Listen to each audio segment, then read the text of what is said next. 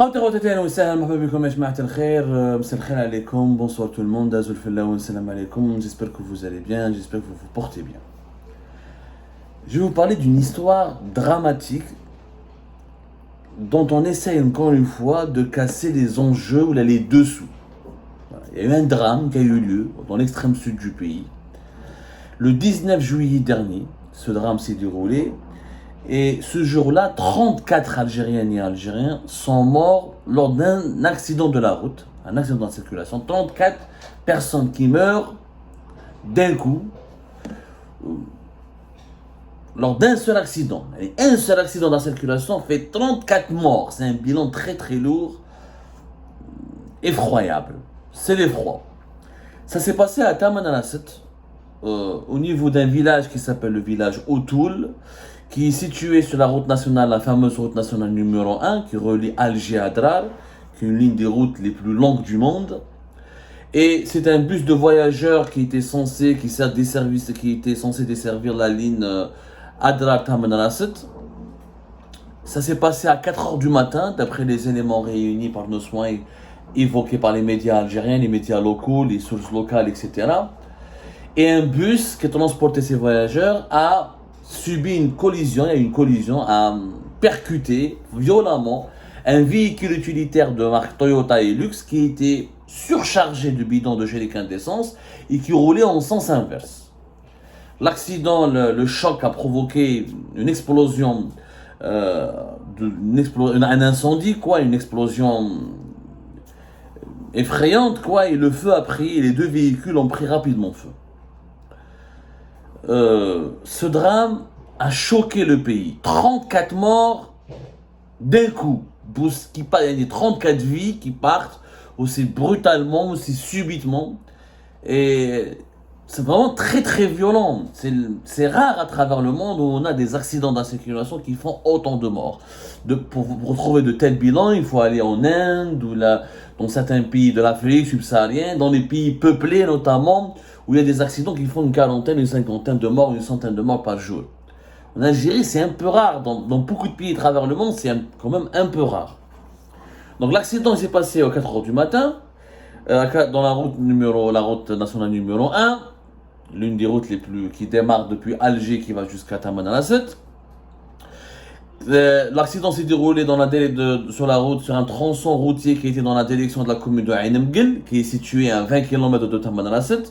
Donc il y a un autocar, un bus qui transportait des passagers qui venaient d'Adrar pour aller à Tamanrasset. Il est entré en collision avec une Toyota Hilux qui roulait en sens inverse.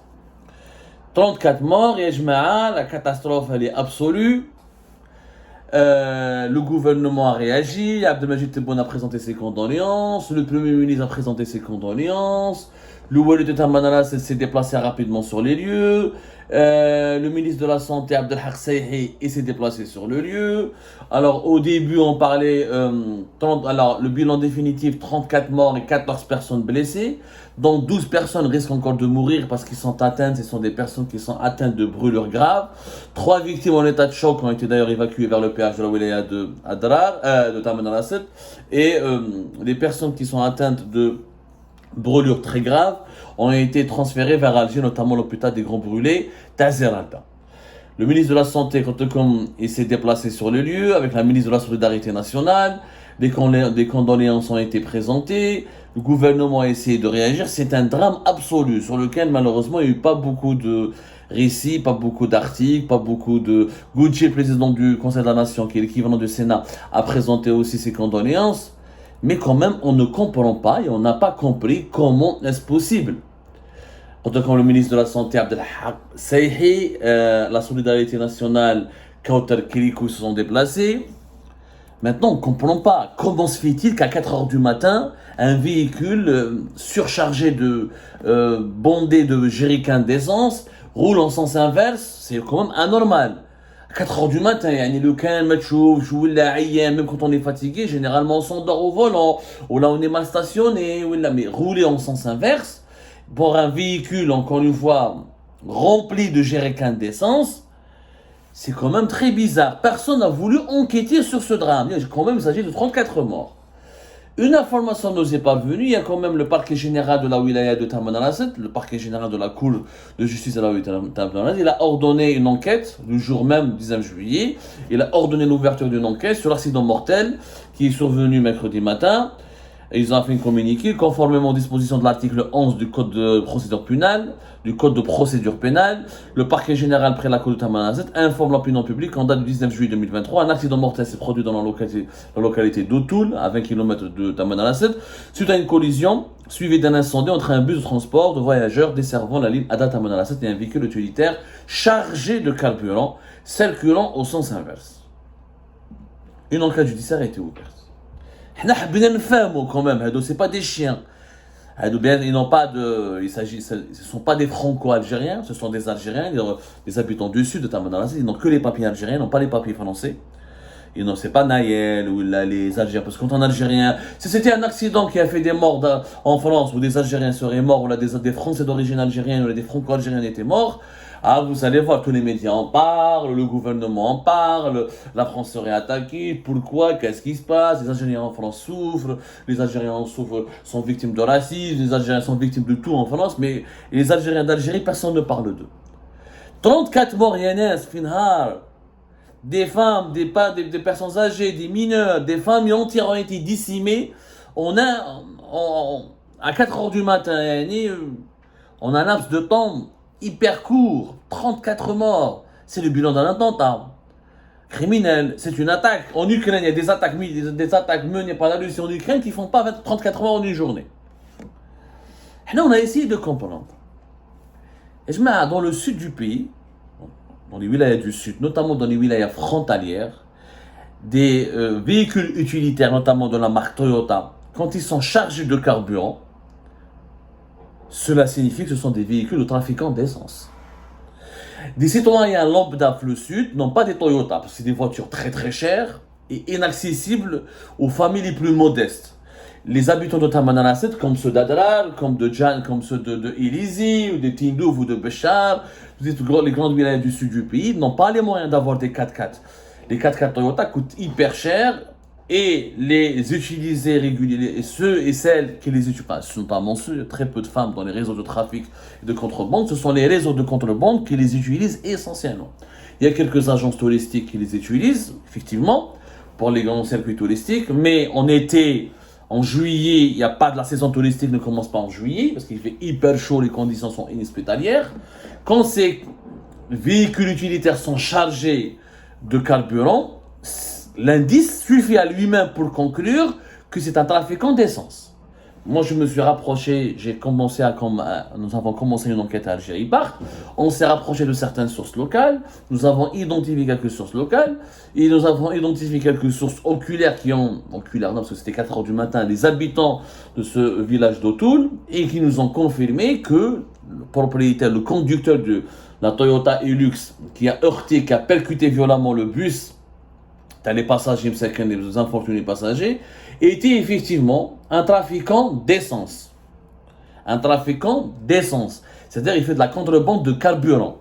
Ils prennent de l'essence, des carburants dans les localités de la ville de Tamanrasset pour aller vers la frontière malienne et pour revendre ce carburant beaucoup plus cher et généralement en devise auprès ou là à des consommateurs, à des commerçants maliens pour que ce carburant ensuite, comme c'est le cas avec la frontière à la Tunisie, comme c'est un peu le cas comme la Tunisie, comme c'était le cas auparavant avec la frontière algéro-marocaine, mais comme la frontière algéro-marocaine maintenant elle est hyper militarisée avec des tranchées, hyper surveillées, ce trafic a beaucoup baissé, mais on peut retrouver encore à Béchar, on peut retrouver encore à Tindouf, dans toutes les wilayas frontalières du pays, c'est des bêtes, Tbessa, comment ça s'appelle, toutes les wilayas frontalières ont ce problème-là. C'est un problème très très qui a des conséquences économiques assez graves et qui des fois les trafiquants de carburant sont armés, sont dangereux, c'est des réseaux structurés des fois où ils essaient de corrompre la police aux frontières, la gendarmerie, la brigade, parce que c'est des brigades de la gendarmerie nationale, c'est un groupement de la gendarmerie nationale qui est chargé de la surveillance des frontières, ou là les douaniers. Et quelquefois, ils essaient aussi de corrompre même des policiers parce qu'il faut détourner les carburants au niveau d'une station d'essence située dans une ville à proximité de la frontière pour ensuite acheminer ce carburant détourné, là, qui fait l'objet d'une contrebande, jusqu'aux frontières. Dans le cas du Grand Sud, les frontières entre Tamanrasset, Ain Mgelloula, Manabalish, Ain Gzam, etc., il faut parcourir une centaine, voire des centaines de kilomètres pour rejoindre les frontières. Ce sont de longues distances, parce que c'est des grands territoires sahariens. D'après les informations que nous avons pu obtenir au cours de notre enquête, et ce que les autorités algériennes ne veulent pas dire, ou la veulent encore occulter, ou la dissimuler, c'est que le trafiquant, pourquoi il a roulé en sens inverse? À 4h du matin, tu roules en sens inverse. Pourquoi? C'est qu'il y a une urgence. C'est qu'il s'est passé quelque chose. C'est qu'il était confronté à une menace. Parce que pourquoi à 4h du matin rouler en sens inverse? Je drogué. Lui, c'est un commerçant, lui, c'est un mafieux. Il voulait gagner de l'argent. Il voulait ramener son carburant jusqu'à la frontière malienne. En réalité, il était coursé. Il y avait une course-poursuite. Il était poursuivi par une brigade de la BRI, de la brigade de recherche et d'intervention, qui relève de la police judiciaire de la sûreté de wilaya de Tamanrasset. Il y avait une course-poursuite. Ils essayaient de l'arrêter. Malheureusement, cette course-poursuite était mal gérée. Et elle a eu lieu dans un périmètre urbain. Et au lieu que les policiers essayent de l'intercepter de façon intelligente, en lui tendant un guet-apens, au lieu de l'attendre qu'il sorte de la ville pour ne pas provoquer un accident au cœur de la ville, comme c'était 4h du matin, ils ont commencé à le poursuivre. Le conducteur, pressé, il voulait pas se faire arrêter, se faire interpeller, il voulait pas tomber entre leurs mains, il roulait à sens inverse, et il pensait à 4h du matin qu'il n'y avait pas de danger, il voulait absolument fuir pour ne pas tomber entre les filets de la police, des agents de la BRI. Malheureusement, t'as nez sur le bus, t'as les voyageurs, t'as Adrar, t'as Mananasset, et c'est à ce moment-là qu'il a percuté le bus. L'accident a été provoqué essentiellement et directement par une course-poursuite qui était mal négociée, mal encadrée par la police algérienne. Et c'est ça cette vérité en réalité.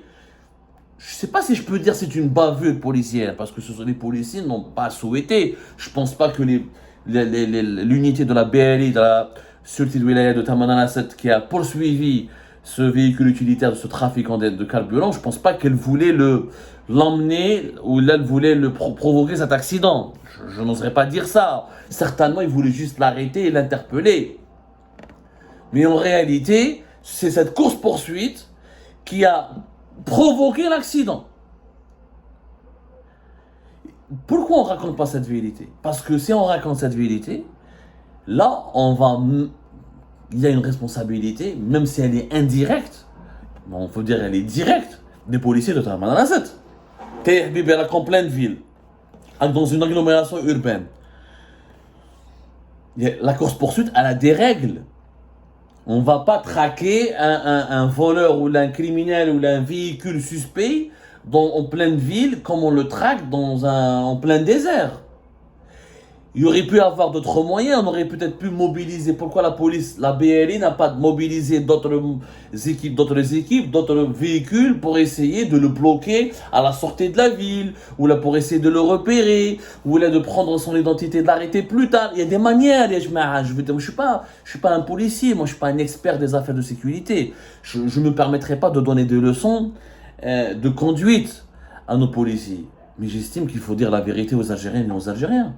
C'est que ce véhicule a heurté, a percuté ensuite le bus, il a tué 33 personnes, le conducteur c'est la 34e personne, parce que les policiers le chassaient. Et c'est ça cette vérité-là. Donc nous sommes, pour moi oui, j'ose parler de bavure policière. Cette bavure, elle est différente de ce que nous avions dénoncé, déploré à Tbessa, avec la mort de Haytham Djebari, qui a été lui torturé, battu à mort et tapassé à mort. Mais dans ce cas-là, nous avons des policiers qui sont visiblement mal encadrés, mal entraînés, mal formés, qui ne savent pas gérer une course-poursuite. D'ailleurs, pourquoi cette course-poursuite à 4h du matin? Parce que généralement, il y a d'abord c'est les services des douanes, normalement il y a les douanes, normalement il y a la gendarmerie nationale. Comment on appelle le groupement de la gendarmerie algérienne dans les frontières? Normalement il y a un groupement qui est censé intervenir, interpeller. Il y a une enquête. Même s'il a pris la fuite, on peut prendre des immatriculations. On a quand même voilà, l'unité des gardes frontières à la gendarmerie nationale. Euh, on a l'impression, bon après, voilà, il y a plusieurs informations qui nous parviennent de Taman al-Assed dont nous avons encore du mal à confirmer. Alors il y a des sources qui collèguent de les trafiquants d'essence avaient l'habitude de corrompre les policiers et les gendarmes, et c'est pour ça qu'ils appellent ça le droit de passage. Et lorsque les pots de vin augmentent, ou là, le bakshish, les montants de bakshish augmentent, et ben ils se font arrêter par les services de sécurité, parce que voilà quoi, c'est un secret de polichinelle. Le trafic, il peut pas y avoir un trafic de contrebande et de carburant s'il n'y a pas de corruption au sein des services de sécurité. C'est clair que nous avons une grande frontière. La frontière au Sahara, elle est très compliquée. Très très compliquée. La frontière entre l'Algérie et le Mali, c'est quand même presque 1400 km, 1329 km. La frontière entre l'Algérie et le Niger, c'est quand même 951 km. Taman al-Assed et Adrar sont voilà, au bord de cette frontière hyper difficile algéro-malienne et algéro-nigérienne. Sauf que cette frontière, elle est hyper militarisée parce qu'il y a la menace terroriste. Il y a des groupes armés très dangereux qui activent au nord du Mali. Le nord du Mali est un théâtre, il y a une guerre, il abrite une guerre entre les forces militaires maliennes et plusieurs factions de groupes terroristes. Il y a même des groupes séparatistes ouareg. Donc l'armée algérienne est très présente. Avec le nord du Niger, il est plus sécurisé que le nord du Mali, mais il fait l'objet d'une grande foyer de tension. Donc l'armée algérienne, elle est très présente. Donc, ces droits de passage, les trafiquants, les contrebandiers ont par l'habitude de corrompre et d'acheter un certain droit de passage. Sauf que c'est un secret de polichinelle. Maintenant, les sources qui accusent la police algérienne, les services de la police, le service de la sûreté de la police de Wilaya de Taman al-Assed de corruption et comme ils auraient été tentés de vouloir prendre une part de leur gâteau. Parce que comme les trafiquants de carburant dans le Grand Sud, c'est pas comme Tbessa ou la Taraf ou la Mghniya ou la Tlemcen ou la Béchar. Le Grand Sud, c'est des territoires qui sont vastes. Il faut les stations d'essence qui sont approvisionnées par les Naftal, etc., ou les opérateurs privés, sont au niveau de quelques grandes villes, ou là de quelques villages qui sont loin de plusieurs centaines de kilomètres de la frontière. Donc, ces trafiquants, ces contrebandiers, ils peuvent être rapidement identifiés, ils sont rapidement identifiables par les services de la police qui ont des commissariats dans ces villes-là. C'est clair, tu as un Toyota Hilux qui charge, là, qui à 3h, 2h du matin, il remplit une centaine de jerrycans, c'est pas pour ses besoins personnels, c'est pour les revendre au Mali ou là au Niger. Donc d'après nos sources, ces trafiquants d'essence et de carburant avaient aussi des relations avec les policiers des villages de Ain Mguel, de Taman al-Assed, d'Otoul, etc. et les corrompaient. Et que suite à un désaccord ou à une divergence de versement d'un pot de vin, ce trafiquant d'essence et de carburant a pris la fuite, ils l'ont poursuivi, ils l'ont coursé et malheureusement la course-poursuite a fini par provoquer un accident très meurtrier qui a entraîné la mort de 34 personnes et qui a décimé des familles entières. Je ne fais pas cette émission pour accabler et noircir l'image de la police algérienne. Elle n'a pas besoin de moi pour noircir son image. Et je ne suis pas là pour... C'est une institution qu'il faut préserver et qu'il faut absolument laver et qu'il faut absolument blanchir et qu'il faut absolument nettoyer. Ce que je veux, moi, c'est qu'il y ait un devoir de vérité. Qu'on dise la vérité aux Algériennes et aux Algériens. Et puisqu'il y a une enquête qui a été ouverte par la Cour de justice de Taman al-Assed, il faudrait qu'on demande des comptes et qu'on réclame des explications au service de la police et au service de la BL. Certains de nos sources affirment même qu'il y avait des témoignages, des vidéos qui auraient été filmées par des caméras de surveillance déployées auprès d'un magasin d'une supérette qui serait basée dans ce village d'Otoul et que les images auraient été effacées par les policiers pour ne pas laisser de traces. Ce sont des informations que j'utilise au conditionnel parce que je n'ai pas la preuve irréfutable. Ça se déroule à l'extrême sud du pays, très très très loin de la capitale, très difficile d'avoir des sources de confirmer les infos, donc j'utilise le conditionnel. D'habitude il me faut au moins 3 sources différentes qui n'ont pas d'intérêt commun pour pouvoir confirmer une information. Là, de cette histoire de caméras de surveillance et d'images qui ont été effacées, je n'ai que 2 sources. C'est pour cette raison, j'utilise le conditionnel, je soulève des interrogations et j'appelle à une enquête réelle, véridique, impartielle et professionnelle. Ce drame aurait pu être évité si cette course-poursuite, la course-poursuite, je l'ai confirmée officiellement. C'est une information que je vous le confirme. Ce que je n'ai pas pu confirmer, c'est les vidéos qui auraient été, et des images accablantes contre les policiers de la BLI qui auraient été effacées. Ça, je ne peux pas le confirmer. Maintenant, j'appelle à une enquête. Je souhaiterais bien que les juges de la Cour de justice de Tamanrasset fassent leur travail, auditionnent tous les témoins oculaires, auditionnent éventuellement le propriétaire de ce magasin d'alimentation générale, une sorte de supérette fait le village d'Autoul, et qu'on auditionne les responsables de la BLI et de la police. 34 personnes sont mortes. Il faut que la justice soit rendue pour qu'on évite d'autres drames. Et encore une fois, il faut que la formation des policiers en Algérie soit renforcée. Il faut que leurs responsables veillent sur des instructions qui doivent faire preuve de professionnalisme. On n'arrête pas un criminel de n'importe quelle manière. On ne fait pas une course-poursuite dans n'importe quelle condition. J'espère que la vérité finira par éclater et que les familles des victimes finiront par accéder à ce sentiment de justice, parce que pour le moment, franchement, ce drame, je sens qu'on veut l'occulter, le passer sous silence. Il n'est pas normal que 34 personnes meurent d'un coup lors d'une simple collision. Et je signale que c'est les jerrycans d'essence du véhicule utilitaire qui ont provoqué l'incendie, parce que quand il y a une collision, les véhicules ne sont pas censés brûler rapidement. Et le bus roulait au diesel. Le diesel n'est pas rapidement inflammable comme l'essence. Ça, tous les experts pourront vous le dire. C'est à cause du véhicule utilitaire et à cause des jerrycans qui étaient à bord, à cause de cette quantité visiblement considérable de ces bidons de jerrycans qui étaient à bord de la Toyota Hilux, que le bus s'est enflammé très rapidement. Et c'est pour cette raison qu'il y a eu 34 morts.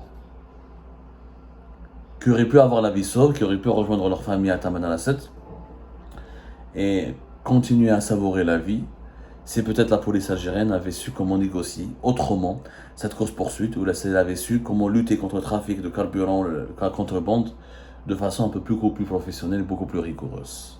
Allah yarhamou wa sallam al-khair, et espérons que la vérité sera dévoilée au grand jour.